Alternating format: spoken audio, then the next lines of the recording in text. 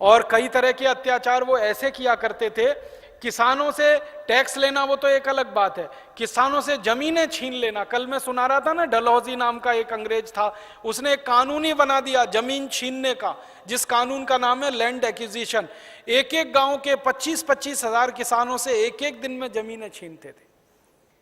तो जमीनें छीनने का अत्याचार, मां बहन बेटियों के साथ बलात्कार का अत्याचार, पैसे की लूटमार का अत्याचार, धर्म परिवर्तन का अत्याचार, ऐसे सब तरह के अत्याचार अंग्रेज और ईस्ट इंडिया कंपनी कर रहे थे।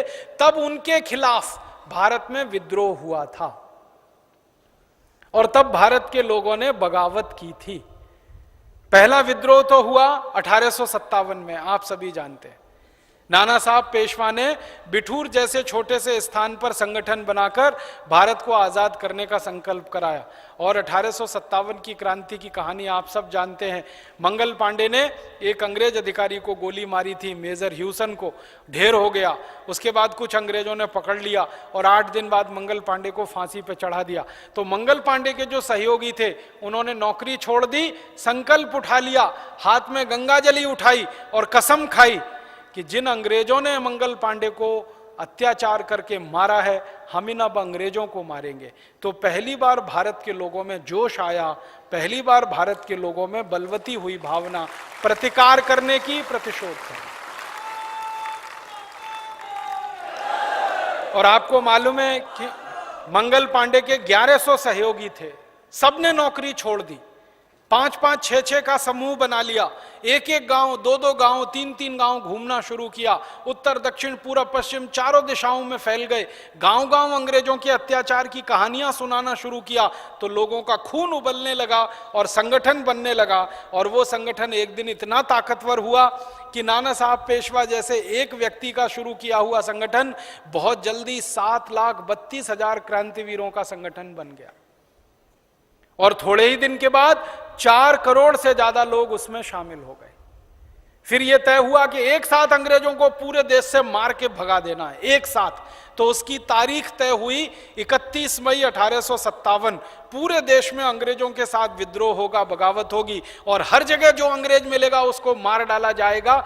ये 4.5 करोड़ भारतवासियों ने संकल्प ले लिया, 4.25 करोड़, सॉरी।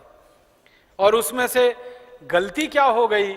गलती ये हो गई कि 31 मई 1857 की तारीख तय हुई एक साथ पूरे देश में बगावत करने की, लेकिन यहां मेरठ में कुछ क्रांतिकारियों ने 20 दिन पहले ही उस बगावत को शुरू कर दिया, 10 मई 1857। गड़बड़ ये हो गई। माने अति उत्साह जो है ना, बहुत खतरनाक होता है। जब तय हुआ कि पूरे देश में 31 मई को एक साथ विद्रोह करेंगे अंग्रेजों के खिलाफ, तो मेरठ में 10 मई को करने की कोई जरूरत नहीं थी। लेकिन मेरठ में कुछ जाट समूह के लोग थे जिन्होंने पूरा आओ न देखा ताव अंग्रेजों पर चढ़ बैठे और 10 मई शाम को 5 बजे पूरे मेरठ शहर के हर अंग्रेज के घर में उन्होंने आग लगा दी। अंग्रेज घर के साथ जलकर मर गए और पूरा मेरठ 1.5 दिन में अंग्रेजों की गुलामी से आजाद हो गया। जो अंग्रेज घरों में से निकलकर भागे ना, उनको जाट समूह की महिलाओं ने हंसिए से काट डाला, गर्दन काट दी। आप जानते हैं जब अत्याचार बहुत होता है ना, तो आदमी फिर होशो हवास खो देता है। वैसे भारत के लोग अहिंसावादी हैं, चींटी को भी नहीं मारते, मक्खी को भी नहीं मारते, कहते हैं चींटी मारेंगे तो पाप लगेगा। हम कितने अहिंसावादी हैं, अपने घर में सवेरे सवेरे झाड़ू लगाते हैं ना, वो झाड़ू के नीचे भी चींटी आके ना मर जाए इसके हिसाब से झाड़ू बनाते हैं। तो आपने देखा भारत की जो झाड़ू होती है आगे से खुली हुई होती है, पीछे से एकदम बंद होती है। वो खुला हुआ इसलिए रखते हैं कि चींटी आए तो बीच में से निकल जाए, मरे नहीं। इतने अहिंसावादी हैं, सवेरे झाड़ू लगाएंगे तो चींटी भी नहीं मरनी चाहिए। लेकिन जब अपने पे आ गए और होशो हवास खो दिया और गुस्सा और प्रतिशोध की भावना इतनी बढ़ गई, तो मेरठ की महिलाओं ने अंग्रेजों के गर्दन काट दिए हंसिए से। तो ये इस बात को बताता है कि किसी भी समाज की, किसी भी समूह की परीक्षा नहीं लेनी चाहिए कभी भी।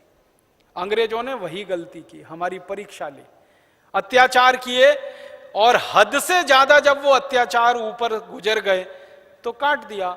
1.5 दिन में पूरा मेरठ अंग्रेजों से आजाद हो गया। फिर दिल्ली में हुआ, दिल्ली 5 दिन में आजाद हो गई। दिल्ली में 13,000 से ज्यादा अंग्रेजों को मार डाला हिंदुस्तानियों ने 5 दिन। दिल्ली आप कभी गए हैं? दरियागंज, दरियागंज दिल्ली वाले बैठे होंगे। दरियागंज में एक पोस्ट ऑफिस है। ये पोस्ट